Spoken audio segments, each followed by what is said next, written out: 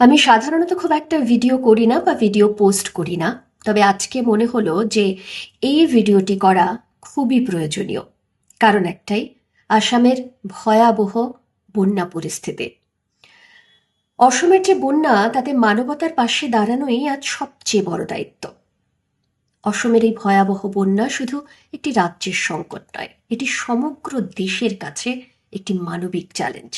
হাজার হাজার মানুষ তারা আজ ঘরছাড়া, বহু পরিবার তাদের প্রিয়জন ও জীবিকা হারিয়েছেন। পশ্চিমবঙ্গের বিজেপি সরকার তারা কিন্তু ইতিমধ্যেই উদ্যোগ নিয়েছে। তারা জানিয়েছে প্রয়োজনে অসমের পাশে দাঁড়াতে তারা প্রস্তুত। একই সঙ্গে রাজ্য প্রশাসন পরিস্থিতির উপর নজর রাখছে এবং প্রয়োজনে আন্তঃরাজ্য সহযোগিতার মাধ্যমে সাহায্য পৌঁছে দেওয়ার বিষয়েও আলোচনা চলছে। এছাড়াও জাতীয় স্তরে বিজেপি একটি ত্রাণ অভিযান শুরু করেছে, যার মাধ্যমে বন্যা কবলিত মানুষের জন্য পোশাক, খাদ্য, প্রয়োজনীয় সামগ্রী সংগ্রহ ও বিতরণের উদ্যোগ নেওয়া হয়েছে।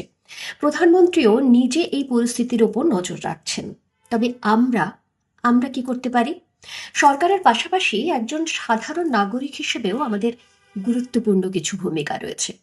বিশ্বস্ত ত্রাণ তহবিলে আর্থিক সহায়তা করতে পারি, শুকনো খাবার, পোশাক, ওষুধ ও প্রয়োজনীয় সামগ্রী সংগ্রহ করে পাঠাতে পারি।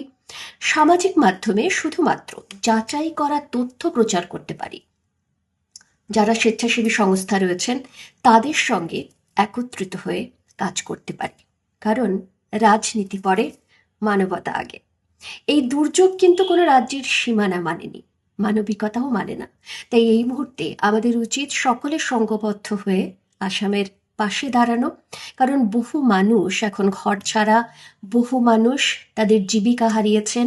তারা কোথায় থাকবেন, কি খাবেন, কিছুই জানেন না।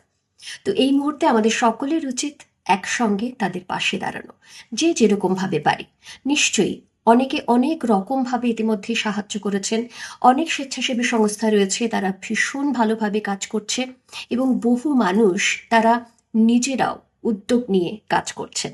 আমরা সকলে যদি এভাবে উদ্যোগ নিয়ে কাজ করি, তাহলে কিন্তু অসমের সেই মানুষগুলোর পাশে আমরা কিছুটা হলেও দাঁড়াতে পারবো, তাদের কিছুটা হলেও উপকার করতে পারবো। এই কারণেই আজকে আমার এই ছোট্ট ভিডিও।